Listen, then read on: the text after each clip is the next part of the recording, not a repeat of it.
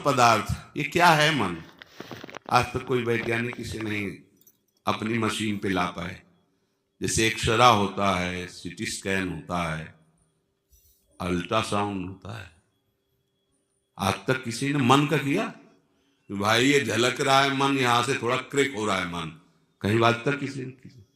ये वैज्ञानिक की नहीं है, ये योग की, ये योग की वृत्ति से इसको पकड़ा जाता है। ये वैज्ञानिक की दृष्टि में नहीं है। वैज्ञानिक तो स्थूल केवल हड्डी मांस चर्म, वो आंतरिक। आज तक किसी वैज्ञानिक ने बुद्धि को, मन को, चित्त को, अंतःकरण के किसी एक वृत्ति को भी पकड़ पाए तो बताना।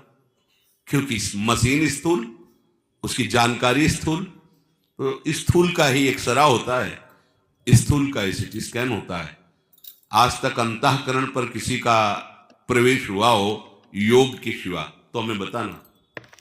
किसी का प्रवेश नहीं, बस इसी ढांचे तक है। चाहे जितना बड़ा वैज्ञानिक हो, चाहे जितना बड़ा कोई डॉक्टर हो, चाहे जितना बड़ा कोई आयुर्वेदाचार्य हो, सूक्ष्म शरीर में प्रवेश नहीं, वो तो योगारूढ़ पुरुष देखता है। अब ये योग मार्ग है, भगवत मार्ग है। अब यहां शुरू, ये है क्या मन? कौन सा पदार्थ भाई? क्या है ये?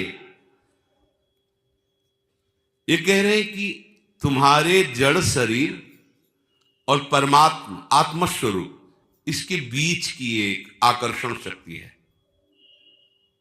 बड़ा विलक्षण है ये।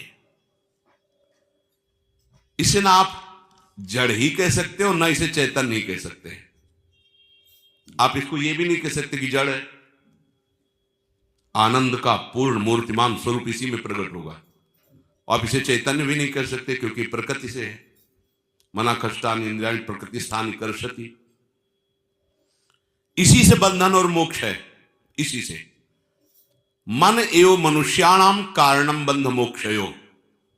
यही जब तक ये बिचौलिया इधर रहेगा संसार की तरफ, तो आप बंधे हैं। कोई भी हो, प्रभु की तरफ आ गया तो आप मोक्ष की प्राप्ति। हम लोग जो उपासना के मार्ग में हैं, बीच में त्रिशंकु की तरह भी हैं, ना पूरे प्रभु की तरफ हो पा रहे और न संसार भी अब अच्छा लग रहा है। ये स्थिति ज्यादा भयावह होती है।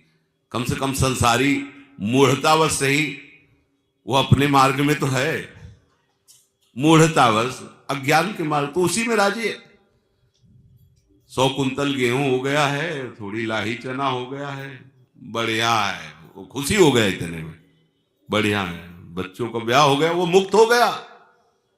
देखो ना अनुभूतियां, देखो ना, मुक्त हो, मतलब आप क्या, मतलब फाइनल में वो आप क्या, हमारे जैसा भाग्यवान कौन? वो कम से कम उतने को तो मान रहा है। यहां इतना तो विवेक हो ही गया कि सब झूठा है, पर ये पूरा का पूरा सही नहीं आ पा रहा है कि झूठा है। उधर रुचि भी नहीं हो रही, आकर्षण भी है, और जिधर हमारी सत्यता का भाव आ गया उधर पूरे उत्साह से हम चल रहे हैं। तो बीच में जो दशा है, ये बड़ी भयावह दशा होती है। इसे पार करना चाहिए, बहुत तीव्रता से इस मार्ग काटो, नहीं तो अरज जाना होता है। मन एवं मनुष्याणाम कारणम बंध मोक्ष, बीच की वस्तु है। चैतन्य घन आत्म स्वरूप का इस पर प्रकाश पड़ रहा है, इधर प्रकृतिजन्य आकर्षण इस पर पड़ रहा है, मन पर दोनों। इसे ना आप जड़ कह सकते हैं, ना आप इसे चैतन्य कह सकते हैं। एक विलक्षण वस्तु है मन। जगत नाम की कोई चीज नहीं, इसी मन ने रचा है जगत को। तुम्हारा मन नहीं तो जगत है ही नहीं। ये वैज्ञानिकों की भाषा नहीं है, ये योगारूढ़ महापुरुषों की भाषा है। अब आपको उसको बिल्कुल सरल भाव में बता रहे हैं। मन है तो जगत है, मन नहीं तो जगत नहीं। अब आप विचार करके देख लो, जो बात आपने मन में डाल दी है उतना ही आपकी समझ में है। जो बात नहीं मन में डाली वो है ही नहीं आपके। बहुत बड़ी सृष्टि, बहुत विषय, बहुत प्रपंच, लेकिन जितना डाला है ना मन में उतना ही आपके है। इसके बाद कहां है आप बताओ? आप सोचो, कैसा है हॉलैंड, थाईलैंड, अमेरिका, कैसा है भला दिखा दे मन आपको। लेकिन चित्रपट में भी अगर देखा है और डाल दिया है मन में, ऐसा है। मन से ही जगत है, नहीं तो है नहीं। बोले है तो तभी तो चित्रपट डाला उसमें तो।